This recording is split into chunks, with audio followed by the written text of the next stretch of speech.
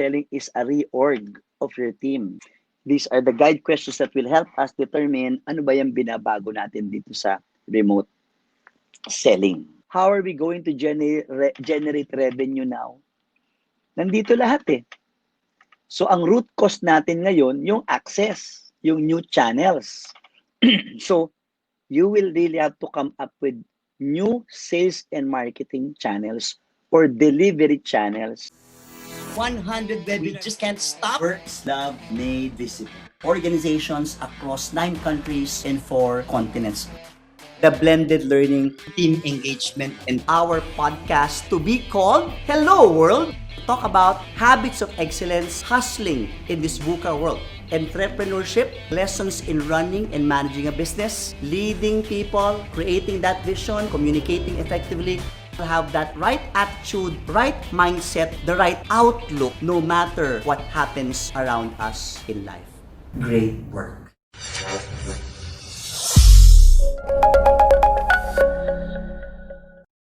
To mostly applicable to across or regardless of different organizations.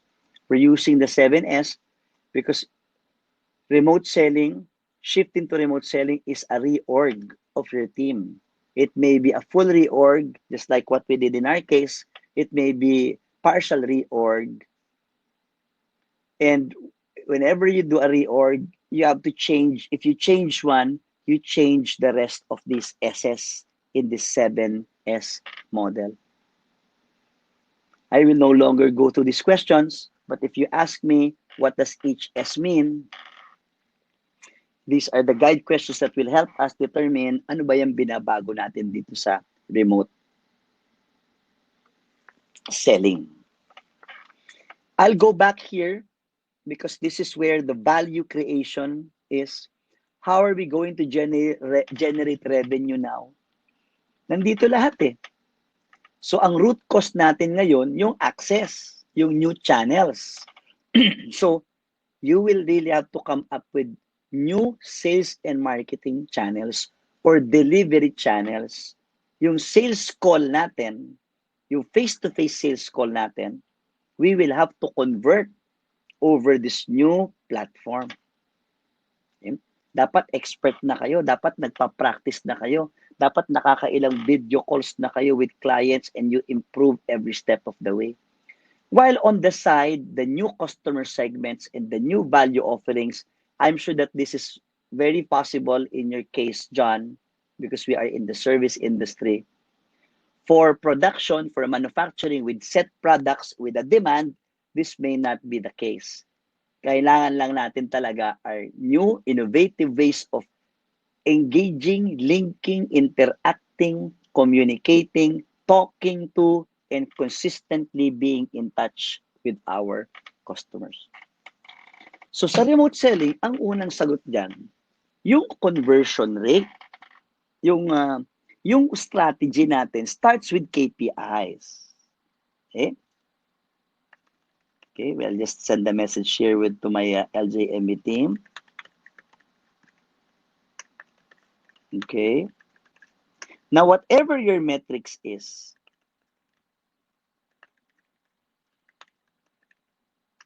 that may change in this remote selling setup. Okay. Sample, of course, ang lag measure natin is benta or sales produced, no? Okay. Ang lead measure natin dyan are the activities that we have to produce. And because mag-iiba ang ating sales activities sa remote selling, we will have to also recalibrate our KPIs. Okay? Take a look at our example in LJMB, a simple example. Because we are doing remote selling, what is our process of remote selling? Our process is to send an email to introduce that we have this new product webinars, offering a free 1-hour webinar. And then if they do not respond, the company will get a call from us within 24 hours or 48 hours. There we have to have a script there. We have to confirm whether they would like to have a free 1-hour webinar. Pag nag-accept sila, ang susunod doon, ma-schedule. Pag na-schedule, kailangan ma-execute. At pag na-execute, kailangan yung free webinar ay ma-convert to a paid opportunity. Because the remote selling process is now new, you will have to change your KPIs. And the KPIs that we are now watching out are number of emails sent offering free webinars, number of phone calls made to follow up, number of follow-ups. Next would be number of confirmed free webinars, number of scheduled, number of done. Kaya pinupush natin, kailangan maagang matapos, maagang makonduct yung free webinar para ma-convert into paid. Because I'm sure if they like the experience, they will request for more. So in your case, what are the lag and lead measures? Yung lead measures, yung lag, benta naman yan eh. Yung lead measures, dun tayo dapat pututok. The activities that each of your remote salesperson is doing on a daily basis. What are these activities that they need to be sending? Because our dealers, distributors, partners, customers, key accounts, or our target customers nga are not contacting us, they don't have access, we may need to initiate that contact. And that contact in the sales funnel, okay, may have to be assigned to a few people or everybody will do it end to end. So ang susunod na tanong sa remote selling, given the new sales process, who will handle, cover what task, segment, or product? So nakikita nyo yung sales funnel natin sa gilid. So ang tanong, sinong gagawa niyan? Ang sagot mo ay, kung lahat tayo gagawa lahat yan, lahat generalist, lahat end-to-end. But maybe different account assignments. Or you will have to specialize some people to do the email sending because they are good at that, creating the messages. Some people are specialized on making calls. Some people are specialized in delivering presentations. Or will it be a hybrid of both? Okay. So determining new roles will be part of your shift to remote selling. Sabi ko nga, the least disruption, ayan, no? The least amount of disruption is better. But in our team, change of business model talaga kami. Di namin ginagawa tong ginagawa namin dati. Okay? Kaya some of us are adjusting. Lalo na when you go to systems or ways of doing things. And this is now very much anchored on our sales funnel. How do you generate leads? Applicable to mostly kay John, no? I guess I believe Jay has already a set of target accounts, no? Or you work with dealers, distributors, and partners. But nevertheless, this sales cycle, you have your own version of this given your product and industry. Okay? O pag malinaw na yung roles, anong daily work from home routine? Okay? Sa team ko, 9 o'clock, dapat latest is 9 o'clock, dapat naka-team huddle ka na, uma-attend ka na sa team huddle.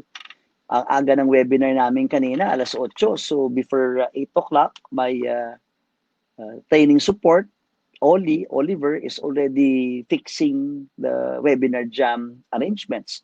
O tingnan mo yan. We need to learn these platforms eh. You need to learn these video platforms, the tech issues, no? Because you don't want to get into a sales meeting video tapos hindi nyo alam kung ano ang i-operate dyan. This is what I meant by new systems, new routines. You will develop your own steps. Di ba? Meron tayong BSP or Basic Selling Procedure. Revisit your basic selling procedure. Revisit your sales scripts. Okay?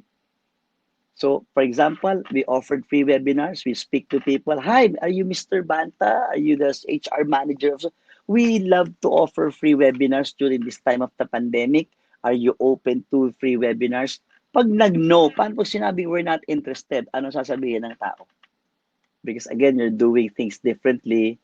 You may have to equip people with the talking points and also set standards. For example, because some of my trainers before are doing slides for webinars right now. Before, we have a dedicated person who creates the slides. Ngayon, because the trainers are not really training as much. One of the tasks that they do is to create slides. So they have to be exposed to the standards of how many revisions. Bubusisiin mo talaga eh. Tapos systems can also refer to what are the tech tools that will keep your sales team productive, connected. And because you are dealing with businesses who may have their own platform of choice, yung iba gusto ng MS Teams, yung iba gusto ng Zoom, others use Google Hangout Meet, yung iba kontento na sa interaction through Viber at saka FaceTime, di ba? But take note of what I'm saying there at the bottom. See if your shift to remote selling can be done with the least amount of disruption in your team. Right? But if it is not possible, if you really have to change roles, in my team, ang dami talagang na-reassign. Sabi namin, babalik naman yung iba sa inyo when this is all over. But maybe we'll discover that this is more profitable, this is a better way of conducting business, this is more high-tech. I just said high-tech. So talking about the skills to remote selling is the knowledge of the different platforms and technology tools.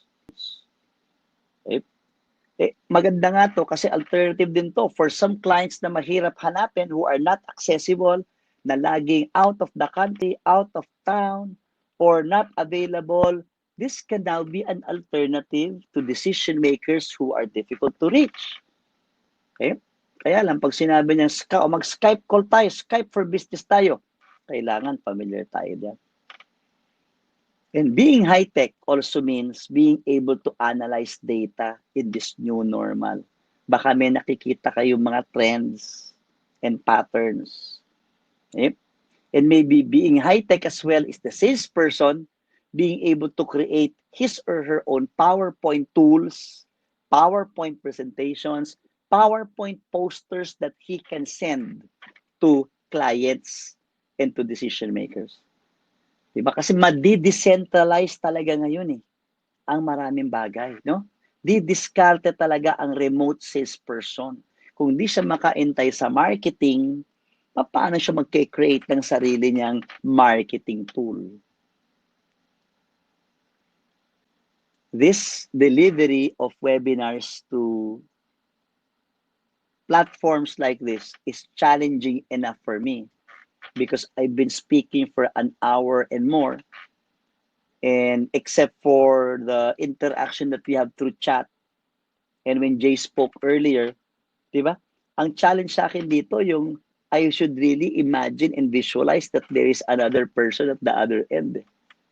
Kaya kailangan high touch pa rin ako. Hindi ako pwedeng tumingin sa taas. Hindi ako pwedeng tumingin sa slides ko at magbasa. I still have to really be high touch and connected with you.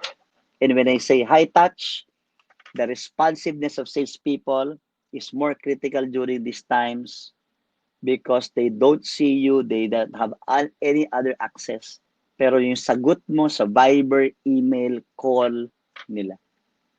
The assurance of help, also during videos like this, the visual impact, okay? Of course, the professional image that you have there, and of course, how you're able to arrange your video call environment and background. And the choice of words that will communicate sensitivity and consideration. Kaya nga baka ang unang contact or point of connection mo with customers right now ay baka hindi muna products, baka kumusta muna. Eh, sir, arrange ako ng video call sa inyo, no? Kamustahin lang natin kayo, baka meron kami mga other services na. Kaya nga mag-aral ka ng ibang topics because what you can do as a salesperson, you're wearing the hat as well of an educator. Baka ikaw ang magwe-webinar sa next key account mo. Di ba? Mag-webinar ka na, ipass mo na tong lessons natin dito. Itong everything that you're learning right now, because your dealers, distributors, key accounts, and partners, they also have a sales engine. They have the same constraints. Why don't you offer a 15, 20, 30-minute webinar to your client? Tapos sa dulo, promote. Di ba? Eh, I believe it's doable regardless of the product that you're selling. Who would say no to a free webinar? Eh, kahit ng anong industry, yan ang foot in the door natin just for them to say yes. Because if you will just go to them and ask for more volume or push products or ask for possible orders, most likely they may say no if they do not understand. Of course, they may want to be more conservative as of this point. Style of leadership. Pag nag-remote selling ka na, sabi nga ng ibang companies, they are now looking at permanent positions to work from home. Eh? Para they can also conserve space in the building, you know? And yung talagang yung consciousness of social distancing, mangyayari talaga yan. Be AVA. I use the AVA for my previous webinars, even in leadership. Available ka, online ka, visible ka, pag video call, talaga nagpapakita ka through video, at approachable ka. And approachable means when people go to you for questions, you're accommodating. Dagdagan natin to. Still, trust but inspect. Because in remote work from home setup, it's difficult. Of course, you can't see people. You don't know whether they're productive, which is important in the systems part. We said, ano ang routine. Kung may itinerary ang salesperson dati, ano ang version nun ngayon? Ano ang call list niya? Ano ang email list niya? And how many video calls, how many emails, how many telephone calls, how many customer contacts per day. Trust but inspect. Do not micromanage but make sure that you have end of day reports, end of week reports, or you have your regular check-in with employees. Magse-set ka lang ng expectation. Kung hindi nyo pa nagagawa ito, it's time to set expectations na may routine. Team, magkakaroon tayo ng daily team huddle. That's why it's a huddle 5, 10, 15 minutes. One-on-one, how often is the one-on-one where the person will show you daily accomplishment or a pipeline report na kahit na walang benta, may engagement with customers. Because yun na nga, pag may engagement with customers, ang susunod na tanong na doon, how do you convert it into a sale? If you ask me, what do we fix in the team huddles and one-on-one meetings? Schedule, fix the schedule, regularity. Kami, every 9 a.m. ang aming team huddle. Duration of the course, agenda, and roles of teammates. Roles of teammates. Okay? What role will you assign for them to play? Let's go to the next one. Last na to sa remote selling, yung staff. Of course, you already have a sales team with you, but if you have a choice to hire staff for remote selling, these are the much needed personal qualities. Okay? And while I allow you to read this, no, let me just message my team members to ask for feedback given the 38 minutes left here.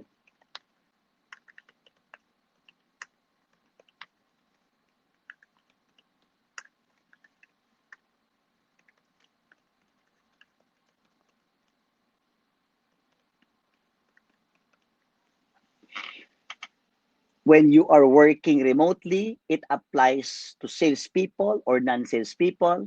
Ang kailangan mo, SPF. O, ang ganda ng acronym natin, di ba? SPF, summertime. If you want to go to the beach, you can't go out if you don't have a sunscreen and you have a recommended SPF. And SPF, in our case, will talk about self-motivation, personal discipline, and focus. Kasi wala nga yung boss na from time to time pwedeng mag-check. Okay? At kahit na nagsisend ka ng messages sa tao, hindi naman madalas sumasagot. So you have to set expectations. So unang-una, the person should have the self-motivation, and doesn't need additional push to get up for work. Yung alam niyang meron siyang early client call ng 8:30 pero babangon siya and even 30 minutes before will do the setup in advance. The personal discipline of being able to stick to committed routines or itinerary or sales calls, and the focus to deal with whatever distractions are happening in the household, di ba?